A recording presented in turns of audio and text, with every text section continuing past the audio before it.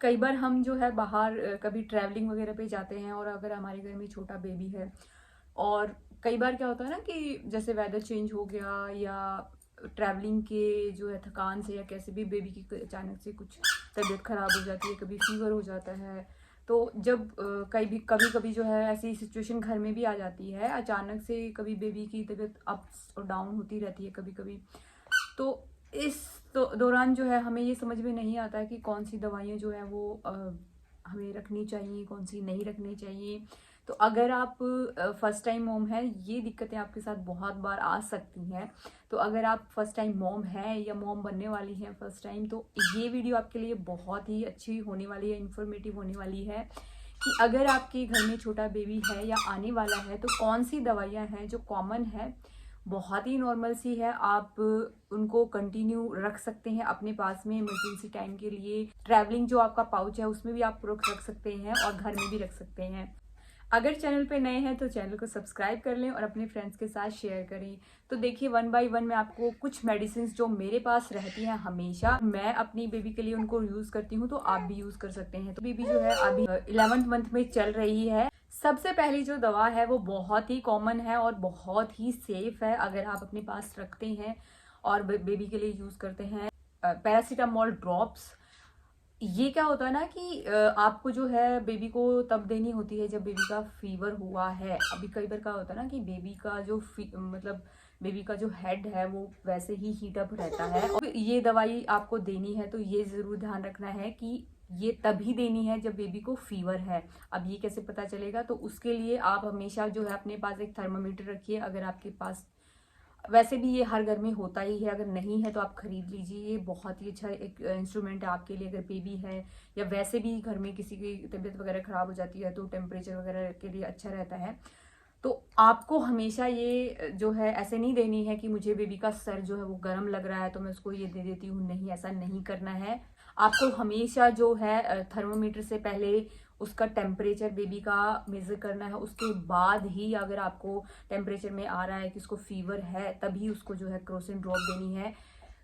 उसमें क्या होता है, पैरासीटामोल ड्रॉप भी आती है, क्रोसिन ड्रॉप भी आती है, आप दोनों में से कोई भी ले सकते हैं। मेरे पास जो है वो पैरासीटामोल है तो आप पैरासीटामोल ले सकते हैं। इसमें जो है अगर आप लेंगे तो आपको जो है इसका जो पैक आता है वो अभी मेरे पास है नहीं, बल्कि हालांकि इसके ऊपर जो है पूरा मेंशन आता है कि आपका बेबी कितने मंथ का है या कितने ईयर का है, तो आपको उसको जो है कितने ड्रॉप देने हैं, कितनी बार देने हैं। तो ये बहुत ही अच्छी एक मतलब दवाई है। अगर इन केस इमरजेंसी में कभी बेबी को फीवर आ जाता है तो आप ये दे सकते हैं, ये बहुत ही सेफ मेडिसिन है। सेकेंड नंबर पे अगर मेडिसिन की बात करें तो ये है एक विटामिन डी की ड्रॉप्स। ये जो है बेबी जब से आपका पैदा होता है तब से आपको ये देनी होती है और कंटिन्यू आपको जो है 1 ईयर तक उसको कंटिन्यू देनी है। आपको मतलब इसको कभी भी स्किप नहीं करना है, तो ये आपके पास जरूर होनी चाहिए।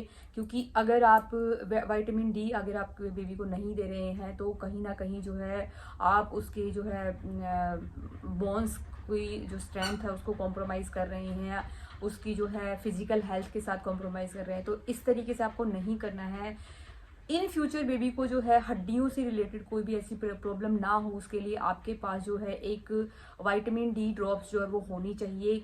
आप जो है अपने पीडियाट्रिशियन से मिलके आप जो है विटामिन डी ड्रॉप्स ले सकते हैं। अदरवाइज जो मैं यूज़ करती हूँ वो मैं आपको लिंक में दे दूंगी, लेकिन उनको यूज़ करने से पहले अगर आप अपने डॉक्टर से कंसल्ट कर लेंगे तो ज़्यादा अच्छा रहेगा। लेकिन ये बहुत ही सेफ है तो आप दे सकते हैं। अगेन जो है आपको इसके बैक पे जो है मिल जाता है लिखा हुआ कि आपको कितनी ml अपने बेबी को देनी है, क्वांटिटी, जब वो कितने महीने का है।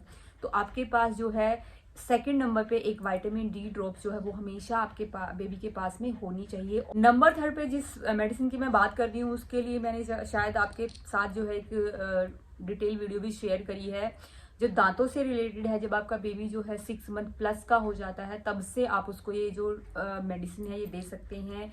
ये जो है दांतों की दवाई है और ये है कैलकेरिया। किसी भी जो बच्चे की दवाई होती है जो दांतों से रिलेटेड होती है उसमें कैलकेरिया होता है, तो आप ये ले सकते हैं।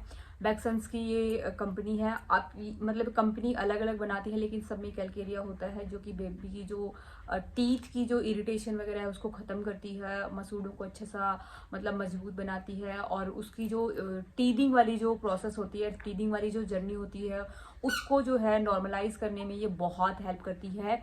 तो ये आप बेबी को दे सकते हैं 6 मंथ प्लस से। अगेन जो है इसके जो बॉक्स होता है, इसके साथ जो बॉक्स आता है उसके ऊपर भी जो है लिखा होता है कि अगर आपका बेबी 6 मंथ का है, 7th का या 8th का है या 9 मंथ का है तो उसको कितनी टैबलेट आपको देनी है एक दिन के अंदर, क्योंकि ये टैबलेट फॉर्म में आती हैं, छोटी छोटी टैबलेट्स होती हैं वाइट कलर की, तो आप ये दे सकते हैं। तो ये मेडिसिन भी आपके पास होनी चाहिए अगर आपके घर में छोटा बेबी है। कई बार क्या होता है ना कि जब हम बेबी को नहलाते हैं या वैसे ही वेदर चेंज होने की वजह से कभी कभी हमें जो है बेबी की जो नोज है वो कई बार जो है वो नोज ब्लॉक की जो समस्या है वो मतलब ऐसी प्रॉब्लम है, बहुत कॉमन है। नोज ब्लॉक की जो प्रॉब्लम है बहुत कॉमन है, बच्चों में बहुत बार हो जाती है। कई बार तो क्या होता है ना कि हम बेबी को नहलाते हैं, खासकर जब बच्चा मतलब 3-4 महीने तक का होता है ना, तब तो बहुत ज़्यादा होती है। जब हम उसको नहलाते हैं तभी हमें ये लगने लग जाता है कि उसका नोज जो है वो ब्लॉक हो गया है या कहीं ना कहीं जो है उसमें कुछ प्रॉब्लम आ रही है। तो उसके लिए मेरे पास आपके लिए 2 ऑप्शन है। आप कोई भी मतलब ले सकते हैं, दोनों में एक ही तरीके की जो है मेडिसिन होती है। तो आप एक नेजल ड्रॉप जो है वो बेबी के लिए ले सकते हैं। तो अगेन आप जो है जब भी आप इसको लें तो मेंशन कर दें कि हमें ये बेबी के लिए चाहिए, तो वो जो है एक कम कंसंट्रेशन वाली पावर की आपको दे देते हैं। ऐसा नहीं करना है कि आपको जो है बड़ों वाली ही जो बच्चे के लिए है यूज़ करनी है। तो आपको ये भी ध्यान रखना है कि जब आप ये नेजल ड्रॉप बेबी के लिए ले रहे हैं तो उनको मेंशन कर दें कि हमारा बेबी जो है वो इतना छोटा है। तो ये जो दवाई है ये भी आपके पास होनी चाहिए अगर आपके घर में छोटा बेबी है। आप जो है नहलाने के बाद में 1 या 2 ड्रॉप जो है उसके नाक में डाल सकते हैं। बहुत मतलब हर रोज़ नहीं डालें, लेकिन कभी अगर आपको लगता है कि उसका नाक जो है वो ब्लॉक हो गया तो इस तरीके का जो है नेजल ड्रॉप आप रखिए। एक ड्रॉप अगर डालेंगे तो आसानी से उसका नाक जो है वो साफ हो जाता है। कई बार जो है बेबी की बहुत ज़्यादा प्रॉब्लम हो जाती है सर्दी खांसी की, तब भी नाक जो है वो ब्लॉक हो जाता है। बेबी इतना परेशान हो जाता है कि वो फीड भी नहीं ले पाता। फीड से अगर आप 2 मिनट 5 मिनट पहले इसको डाल देते हैं तो उसका नाक जो है वो बिल्कुल क्लियर हो जाता है, साफ हो जाता है और वो अच्छे से फीड ले पाता है। तो आपके पास ये एक नेजल ड्रॉप भी हमेशा रहनी चाहिए। ये भी एक जो है सेफ है आपके बेबी के लिए अगर आप यूज़ करते हैं तो। कई बार जब मौसम चेंज होता है, जैसे कि अभी हो गया है वेदर, कभी सर्दी हो जाती है बच्चों को, कभी खांसी हो जाती है, उस टाइम पे हमारे पास एक बाम होना बहुत ज़रूरी है बच्चों के लिए। तो देखिए आप जो है वो बड़े जो लोग यूज़ करते हैं वो बाम यूज़ नहीं कर सकते हैं बच्चों के लिए। बड़ों की जो बाम होती है वो बहुत हाई पावर की होती है, तो हम उसको यूज़ नहीं कर सकते हैं।